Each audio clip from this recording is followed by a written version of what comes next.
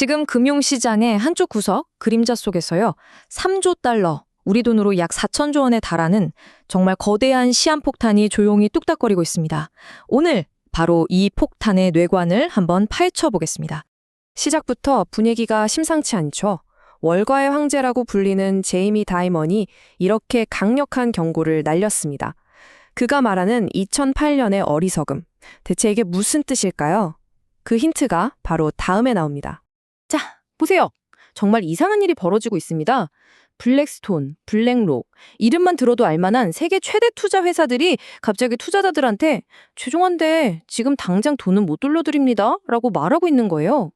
이건 뭐랄까? 은행에 내 돈 쳐수로 갔는데 금고가 잠겼다고 말하는 거랑 똑같은 거거든요. 상상하기 힘든 상황이죠. 월가에서 대체 무슨 일이 벌어지고 있는 걸까요? 자, 그럼 한번 제대로 파고들어 보죠. 이 모든 사건들을 하나로 꿰는 키워드가 있습니다. 바로 금융 시스템의 감시망을 벗어난 거대한 그림자 시장입니다. 이 미스터리의 한가운데에 사모대출, 영어로는 프라이빗 크레딧이라고 불리는 시장이 있습니다. 아주 간단하게 말해서 은행 문턱이 너무 높아서 대출받기 힘든 기업들 있잖아요. 그런 기업들한테 펀드가 직접 아주 높은 이자로 돈을 빌려주는 겁니다. 위험이 큰 만큼 투자자들한테는 엄청나게 매력적인 고수익 상품이었던 거죠.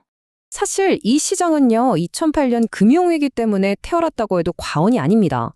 금융위기 이후에 은행들이 단뜩 몸을 사리게 됐잖아요. 바로 그 틈을 파고든 거예요. 돈 급한 기업 그리고 고수익을 쫓는 투자자들의 이해관계가 딱 맞아떨어지면서 말 그대로 규제의 사각지대에서 괴물처럼 커져버린 겁니다. 그리고 지금 이 시장의 전체 규모는 무려 3조 달러에 달합니다. 이게 어느 정도인지 감이 잘 안 오시죠? 우리나라 1년 총생산 GDP보다도 훨씬 큰 돈이 이 그림자 시장 안에서 지금 굴러가고 있다는 얘기입니다. 자, 이 슬라이드를 한번 보세요. 이게 정말 소름 돋는 부분인데요. 2008년에 전 세계를 위기로 몰아넣었던 서브프라임 모기지 시장 규모가 1.3조 달러였습니다. 그런데 지금 우리가 얘기하고 있는 이 사모대출 시장은 그 2배가 넘어요. 이제 왜 월가의 거물들이 2008년의 데자벨을 입에 올리는지 조금씩 감이 오시죠? 아니 근데 이렇게 커진 시장이 왜 하필 지금 이렇게 갑자기 흔들리는 걸까요? 그 방아쇠를 당긴 건 정말 아무도 예상하지 못했던 의외의 존재였습니다. 이 3조 달러라는 천문학적인 돈, 펀드들은 과연 이 돈을 어디에 쏟아부었을까요? 바로 그들의 선택 속에 이번 위기의 씨앗이 숨어 있었습니다. 여기 보시는 것처럼요, 전체 대출의 무려 4분의 1이 소프트웨어, 기술 기업에 몰빵됐습니다. 왜 그랬을까요? 이 기업들은 매달 꼬박꼬박 구독료를 받잖아요. 우리가 넷플릭스 구독하듯이요. 이런 서비스형 소프트웨어 SAS 모델 덕분에 현금 흐름이 아주 안정적으로 보였거든요. 펀드 입장에선 이건 뭐 거의 망할 일이 없는 최고의 투자처였던 겁니다. 그런데 바로 여기서 AI라는 누구도 예상 못한 변수가 터져나온 겁니다. 비유하자면 이런 거예요. 매달 수십만 원씩 내고 청소업체를 불렀는데 어느 날 갑자기 모든 걸 알아서 다 해주는 초고성능 로봇 청소기가 공짜로 풀린 거죠. 기업들이 잠깐만, 이 비싼 소프트웨어 쓸 필요 없이 그냥 AI한테 시키면 되잖아? 이렇게 생각하기 시작한 겁니다.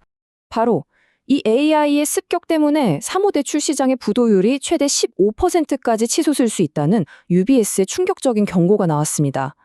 여러분, 이 수치는요, 2008년 금융위기 때보다도 훨씬 높은 수준입니다. 그렇게나 안정적이라고 믿었던 현금 흐름이 지금 뿌리부터 흔들리고 있는 거죠. 하지만 AI는 그냥 방아쇠를 당겼을 뿐입니다. 더 깊은 곳을 들여다보면요, 2008년 금융위기를 떠올리게 하는 아주 위험한 구조적인 문제점들이 숨어 있었습니다. 핵심은 바로 이 이중 레버리지라는 구조입니다. 이게 뭐냐면 쉽게 말해서 빚으로 또 빚을 낸 거예요. 펀드가 은행에서 돈을 빌리고 이게 첫 번째 빚. 그 돈으로 다시 위험한 기업에 돈을 빌려주는 이게 두 번째 빚. 정말 아슬아슬한 구조인 거죠. 이러면 만약에 기업 하나가 부도가 나면요. 펀드가 휘청이고 펀드가 휘청이면 돈을 빌려준 JP모건 같은 대형 은행까지 그 위험이 순식간에 전염되는 겁니다. 더 무서운 건 뭐냐면요. 투명성이 거의 제로에 가깝다는 겁니다. 펀드가 그냥 자기들 자산을 스스로 평가하고 우리 자산 가치는 100점 만점에 100점이야 라고 말하면 외부에서는 그걸 믿을 수밖에 없는 구조예요. 뚜껑을 열어보기 전까지는 그 안에 뭐가 들었는지, 얼마나 썩었는지 아무도 모르는 블랙박스인 셈이죠. 그리고 이 슬라이드가 어쩌면 모든 걸 말해주고 있는지도 모릅니다. 2008년 금융위기가 터지기 정확히 1년 전 프랑스의 한 은행이 펀드 환매를 중단하는 사건이 있었어요. 그땐 그냥 작은 뉴스처럼 지나갔지만 지금 돌이켜보면 그게 바로 거대한 위기의 전주국이었죠. 오늘날 우리가 보고 있는 월가의 환매 중단 사태, 정말 섬뜩할 정도로 그때와 닮아 있습니다. 보세요. 2008년 위기의 한복판이 있었던 또 다른 인물, 로이드 블랭크페인 전 골드만삭스 CEO도 이 시장에 숨겨진 위험이 있다고 직접 경고하고 나섰습니다. 이게 그냥 단순한 걱정이 아니라는 거죠. 자, 여기까지 들으시면 에이, 그거 월스트리트 얘기지 나랑 무슨 상관이야 하실 수도 있어요. 그런데요, 절대 그렇지 않습니다. 이 파도는 우리가 생각하는 것보다 훨씬 더 우리 가까이 와 있습니다. 만약 이 그림자 시장이 무너지면요, 전 세계적으로 돈줄이 마르는 돈맥 경화 현상이 올 수 있습니다. 그리고 이 폭탄의 파편은 이미 우리나라에도 깊숙이 들어와 있어요. 우리나라 금융사들을 통해서 팔려나간 관련 상품 규모가 무려 17조 원에 달하거든요.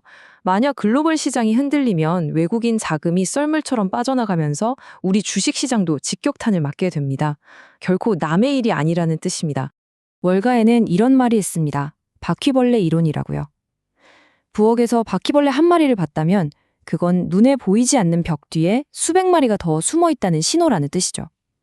지금 우리가 목격한 이 사건들이 어쩌면 첫 번째 바퀴벌레일지도 모릅니다. 과연 이대로 위기는 현실이 될까요?